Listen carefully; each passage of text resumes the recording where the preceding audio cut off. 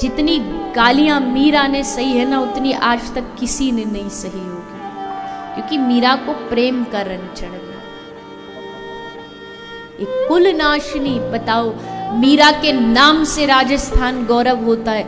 उस समय मीरा को ये कह दिया कि ये कुल नाशनी, इसने हमारे कुल का नाश कर दिया। देखो बाबा जियों के साथ जाके नाचती है, इसको शर्म नहीं आती? घूंघट उठा करके इसने सारी लज्जा उठा दी, सारी लाज त्याग दी मीरा ने। कोई लज्जा नहीं, कोई लाज नहीं, प्रेम में सब छूट जाता है। पिछले जन्म में मीरा ने बहुत लाज रख ली, इस जन्म में नहीं रखने में। मीरा का पिछला जन्म पता है आपको? नहीं पता? किस किस को नहीं पता बताना? ज्यादातर को नहीं पता। चलो थोड़ा सुन लो। ब्रज में भगवान श्री कृष्ण का गांव कौन सा है? कहाँ रहते थे ठाकुर जी? नंद बाबा का गांव गोकुल में तो जन्म हुआ, उसके बाद फिर चले गए नंदगांव। आज भी आप जाएंगे तो नंदगांव में भगवान कृष्ण का मंदिर। ठाकुर जी का गांव नंदगांव और राधा रानी का बरसाने। तो बरसाने में एक गोपी रहती थी, एक लाली रहती थी छोटी सी। वह लाली को नाम हो माधवी। ब्रजभाषा सुनोगे? लाली को का नाम हो? माधवी। हमारे ब्रज में जो लड़की होती कन्या, उसको या तो लाली कहते या छोरी कहते, तो वह लाली को नाम माधवी हो। अब आज जमाने में कहा कि छोटे छोटे जो बालक होवे उनको ब्याह कर दे। फिर बाद में होता था गौना, जब वो बड़े हो जाते। तो माधवी का ब्याह हो गया नंदगांव के चंदू नाम के ग्वाला से। अब छोटी सी माधवी धीरे धीरे धीरे धीरे बड़ी हुई। अब उसका गौना होने वाला है, अब वो ससुराल जाने वाली है। तो माधवी की जो माँ है वो माधवी को ससुराल जाने के लिए तैयार कर रही है। जैसे करती है ना माँ, सिखाती है बेटी को ऐसे सम्मान करना, सास का ये करना, वो बनाना, ये खिलाना पिलाना। तो वो उसको तैयार करी, और तैयारी में सबसे मुख्य बात माधवी को क्या सिखा रही है? बेटी देख, तू जा रही है नंदगांव। उस नंदगांव में एक बहुत बड़ा जादूगर रहता है।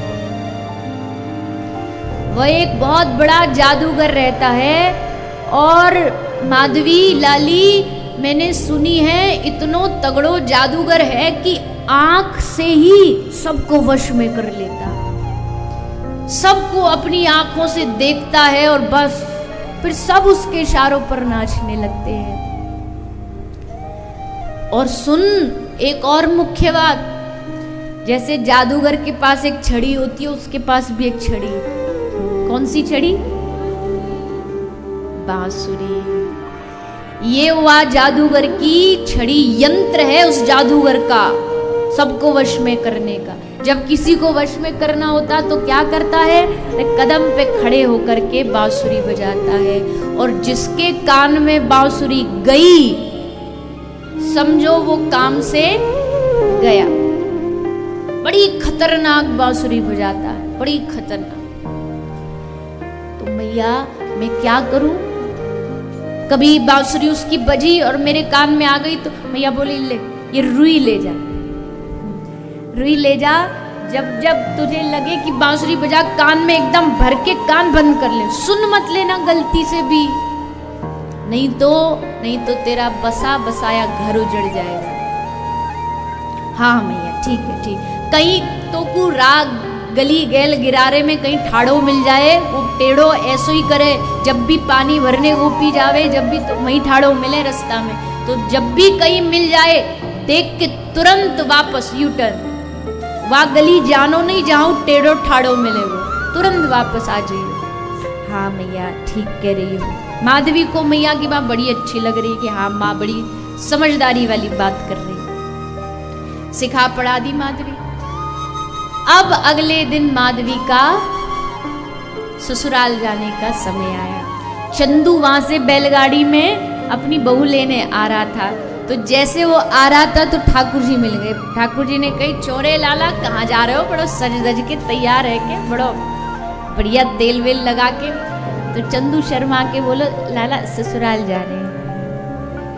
ठाकुर जी बोला, अच्छा बहू लेने जा रहे हो? हाँ हाँ लाला बहू लेने जा रहे। अच्छा ठीक है, पहले वहां को मोड़ो, हमको ही दिखाइयो। हाँ हाँ बिल्कुल लाला, ये कोई कहवे वाली बात है, पहले तो मोड़ो तुमको ही दिखाऊंगा।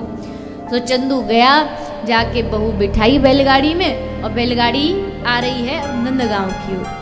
और जैसे नंदगांव के बॉर्डर में बैलगाड़ी की एंट्री हुई, सो वहीं नंदलाल खड़े मिल गए, सामने खड़े। तो ग्वाला ने कही, अरे लाला वाह वाह वाह, बड़े आनंद है गए, देख अब सबसे पहले अपने कन्हैया को ही अपनी बहू को मोड़ो दिखाऊंगा। और जैसे उसने कही कृष्ण कन्हैया, तुरंत माधवी एकदम सावधान, वही है मैया ने जिससे बचवे के ताई हमते बोली, सोई ठाड़ो है, तो अब क्या करूं? सो अब तक इतनो सो घूंघट कर रखो, अब इतनो लंबो घूंघट कर लियो, ताकि दिखाई ना दे जाए, कहीं गलती ते भी कहीं कोने वोने में थे। ऐसे करके बैठ गए। तो ठाकुर जी बोले, लाला दिखवा, भाभी जी को मोड़ो दिखवा। तो चंदू बोलो, अजी सुनती हो, देख हमारे लाला को मोड़ो दिखा दो। तो भीतर माधवी घूंघट में तो बोल तो कुछ रही नहीं, तो इशारा करके बोली चंदू बोलो, अरे अजी ने दिखा दो, हमारा मित्र है, हमारो यार है बचपन को, मोड़ो दिखा दो। ठाकुर जी बोले, क्यों नहीं दिखा रही? ठाकुर जी बोले, आंख नाकते ठीक है ना, कोई कानी फानी तो ना है, या शर्म के मारे कहीं ना दिखा रही हो मोड़ो। चंदू बोलो, ना ना लाला बड़ी सुंदर है। तो फिर काहे को नहीं दिखा रही? बोले, पता नहीं काहे को। खूब कही चंदू ने, माधवी ने मुंह नहीं दिखायो। ठाकुर जी बोले, नहीं दिखाएगी? अरे नहीं। ठाकुर जी बोले, ठीक है, तो हम भी जा रहे हैं, आज के बाद तेरो मोड़ो देखेंगे नहीं। और नाराज होके चले गए। यशोदा मैया के ढोरे गए। अब जब भी कोई ब्रज की बहू आती ना, तो पहली मुख दिखाई यशोदा और यशोदा का लाला, ये दो ही करते थे। तो यशोदा बोली, चल रे लाला, आज वह चंदू की बहू आई है, चल तो वो मोड़ो दिखा लाऊं। ठाकुर जी बोले, खबरदार वह को नाम लियो तो, बड़ी ऐंठ दिखा रही हमको, बैलगाड़ी में ठाड़ी ठाड़ी कौन सी चंद्रमा की खूबसूरती लेके आई है, मोड़ ही नहीं दिखाया, हम नहीं जाएंगे वहां के डोरे मोड़ो देखने। नहीं गए ठाकुर जी। माधवी बड़ी खुश है, माधवी सोच रही मैं बच गई। अब जब जब कृष्ण की बात होती, कहीं यमुना जी पे सो भाग जाती वहां से। जब जब कृष्ण गौ चरा के आते, गौचारण करके, सब गोपी घर से बाहर भागती दर्शन के लिए, भीतर घुस जाती, सब काम उल्टा करती, कहीं दिख ना जाए, सुन ना जाए उसकी बातें, बांसुरी ना सुन जाए, कोशिश करती रही, पर एक दिन उसकी कोशिश असफल हो गई। किस दिन?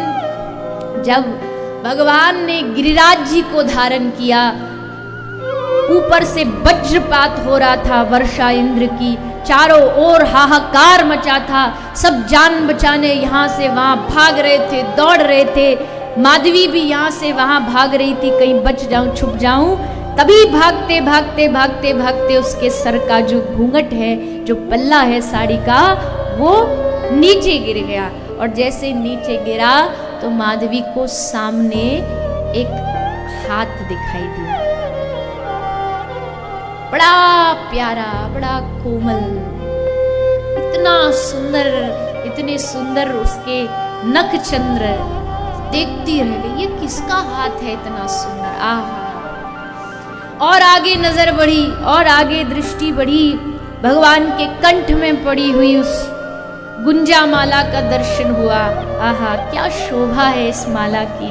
कंठ का दर्शन हुआ, और ऊपर बढ़ी, ठाकुर जी की सुंदर सुंदर मुस्कुराहट का दर्शन हुआ, और आगे बढ़ी, ठाकुर जी के नयनों को देखा, और नयनों को देख करके बस वहीं के वहीं अटक गई। जड़, जैसे पाषाण पत्थर होता है, वैसे जड़ बन के खड़ी हो, पत्थर जैसे। सब सखी उसको धक्का दे रही, आगे बढ़ पर वो तो बस अब कोई होश नहीं कि बचना है छुपना, कुछ नहीं, वहीं बनियारे जा रही, देखे जा रही। तो एक गोपी बोली अरे बढ़ती क्यों नहीं? माधवी बोली सखी ये इतना सुंदर, इतना माधुर्य भरा ये पुरुष कौन है? अरे बावरी ये वही है। कौन? जिससे तू बचती भागती थी, ये वही कृष्ण है। जैसे माधवी ने सुना ये वही कृष्ण है, आंखों से झरझर अश्रु बहने लगे। हाय ये मेरा जीवन का कितना बड़ा दुर्भाग्य है, मैंने इतने दिन इतने सुंदर दर्शन से अपने आप को वंचित रखा। किसके लिए लोक लाज चली जाएगी, माँ क्या कहेगी, ससुराल वाले क्या कहेंगे। माधवी कहती है आज मैं अपनी सारी लोक लाज को उठा के फेंक दूंगी, जो कृष्ण और मेरे बीच में बाधा बने उस घूंघट को उठा के मैं हमेशा के लिए हटा दूंगी। वही माधवी अगले जन्म अगले अवतार में कली काल में भक्तिमती मीरा के रूप में प्रकट हुई। सब लोक लाज उतार दी, घूंघट की लाज उतार दी।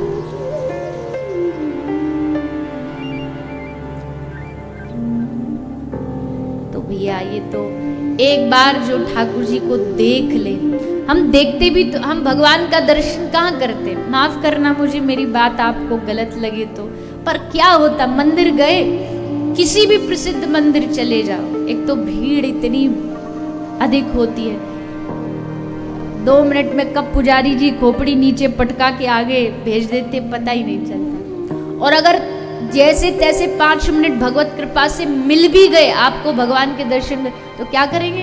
हाथ जोड़ लेंगे, आंख बंद कर लेंगे, और बस आंख बंद करके क्या करते हैं फिर? ये दे दो, वो दे दो, ये नहीं हो रहा, वो नहीं हो रहा, दर्शन करते ही नहीं।